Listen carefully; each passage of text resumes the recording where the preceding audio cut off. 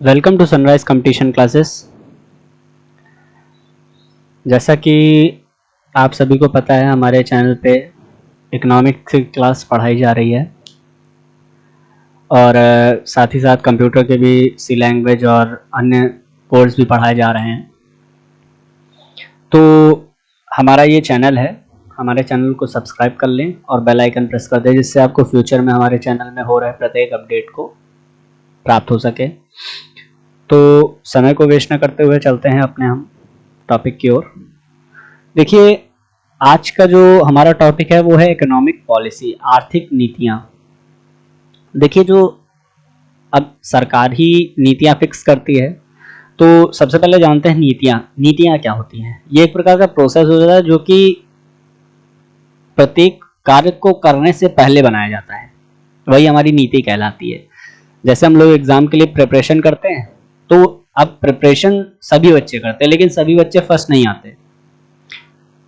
एक फर्स्ट बच्चा वही आता है जो पहले से एग्जाम के क्वेश्चंस को एनालाइज कर लेता है और अपने सिलेबस को एक डिक्रीजिंग ऑर्डर में सेट कर लेता है। हायर मैक्सिमम नंबर क्वेश्चन, मतलब ज्यादा नंबर वाले क्वेश्चन से कम नंबर वाले क्वेश्चन की ओर।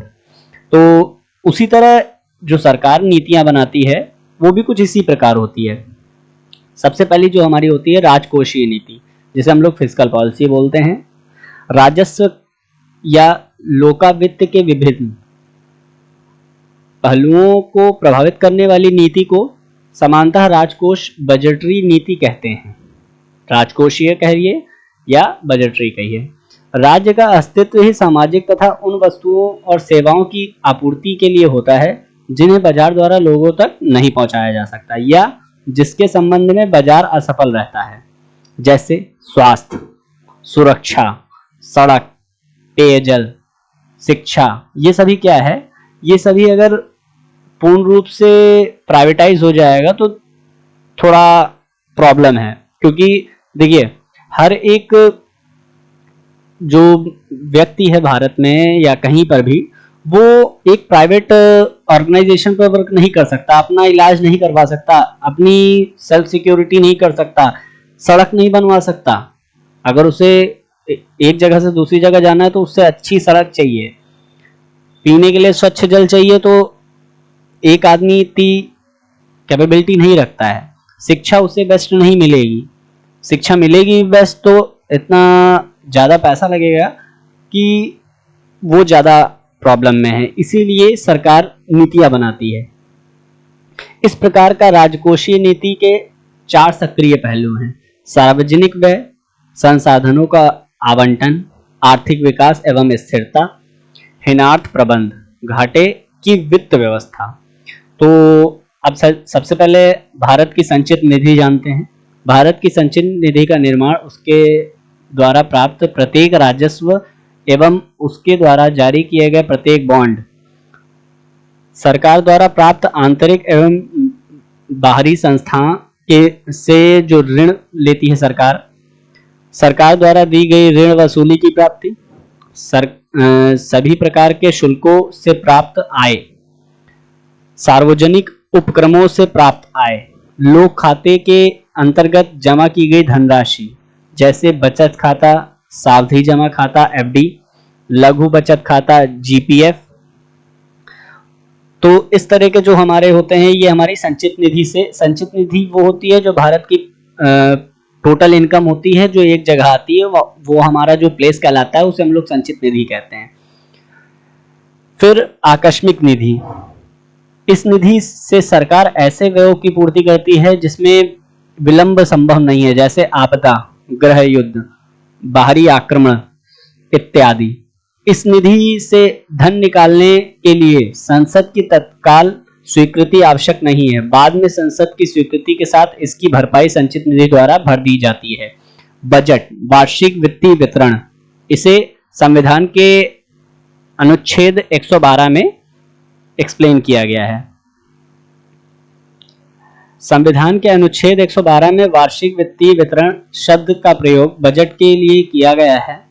बजट शब्द के तात्पर्य से आय और व्यय का लेखा जोखा है। इसके अंतर्गत सरकार के आय और व्यय का विवरण होता है। इसमें विगत चालू और आगामी वर्षों का आय और व्यय का आंकड़ा सम्मिलित होता है। बजट सरकार की नीति का एक ऐसा व्यवहारिक रूप होता है जिससे सामान्य तौर पर आगामी वित्तीय वर्ष हेतु सरकारी व्यय की व्यवस्था की जाती है। अब देखिए, बजट जो होता है, बजट को संविधान के 112 में एलैबोरेट कर दिया गया है। साथ ही साथ यहाँ पर भी मैंने थोड़ा बहुत समझाया है। अब बजट के जो प्रकार होते हैं, पहले जो बजट के जो प्रकार होते हैं वो हमारे प्रारंभिक बजट होता है या आम बजट का प्रारंभिक स्वरूप माना जाता है, जिसमें व्यय का विवरण ज्यादा होता था तथा आय का विश्लेषण नहीं किया जाता था। ये हमारे प्रारंभिक बजट होते हैं। शून्य बजट, पिछले वर्ष के आय व्यय को शून्य मानकर आगामी वित्तीय वर्ष के लिए नए सिरे से बजट लाना ही शून्य आधारित बजट कहलाता है। तो फिर तीसरा जो हमारा होता है वो घाटे का बजट होता है। तीसरा हमारा घाटे का बजट होता है। जब सरकार व्यय उसकी आय से अधिक हो जाए तो व्यय को पूरा करने के लिए जिस अवस्था का प्रबंधन किया जाता है उसे ही घाटे की वित्त व्यवस्था कहते हैं।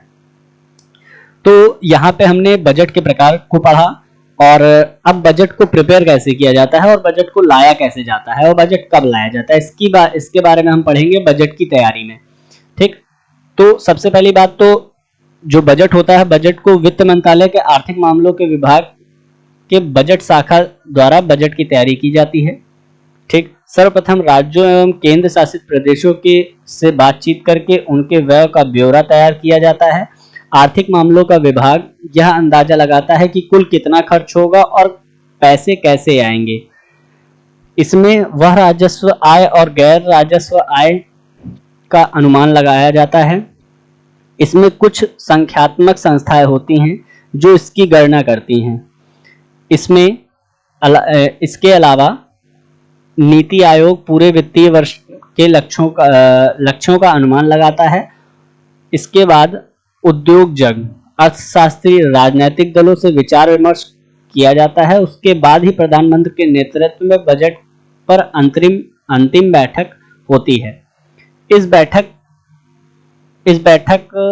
बैठक के उपरांत 1 फरवरी को लोकसभा में बजट वित्त मंत्री के द्वारा पेश किया जाता है और वित्त मंत्री द्वारा बजट पर सांसदों द्वारा पूछे गए सवालों का जवाब दिया जाता है। तीसरा है, इसके बाद मंत्रालय द्वारा अनुदान मांग की जाती है। इन अनुदान मांगों को जांच के लिए सांसद की स्थायी समितियों द्वारा सौंप दिया जाता है और संसद समितियों को रिपोर्ट सौंपने के बाद सरकार द्वारा विनियोग विधेयक पेश किया जाता है। इसके बाद भारत सरकार की संचित निधि से मंत्रालयों को पैसा दे दिया जाता है। तो देखिए, यहाँ पर जो भी है वो सब एकदम हिंदी में ही है। हालांकि आप लोग को नोट्स चाहिए होंगे तो नोट्स हमारे टेलीग्राम चैनल पे आपको मिल जाएंगे। और रही बात यहाँ पर, अगर आपको कोई चीज नहीं समझ में आ रही है तो आप डायरेक्टली हमारे चैनल पर टेलीग्राम पर आप मैसेज कर सकते हैं, डिस्कशन ग्रुप पर मैसेज कर सकते हैं। आपको हमारे चैनल द्वारा आपको क्लैरिफिकेशन दिया जाएगा, एक्सप्लेनेशन दिया जाएगा और आगे भी इस तरह की वीडियो हमारे चैनल द्वारा दी जाएंगी। इसलिए हमारे चैनल को सब्सक्राइब कर लें और बेल आइकन दबा लें। हमारे सोशल मीडिया प्लेटफॉर्म से जुड़े रहें जहां पे आपको डेली क्विजेज और डेली अपडेट्स मिलते रहेंगे। इस वीडियो में इतना ही, धन्यवाद।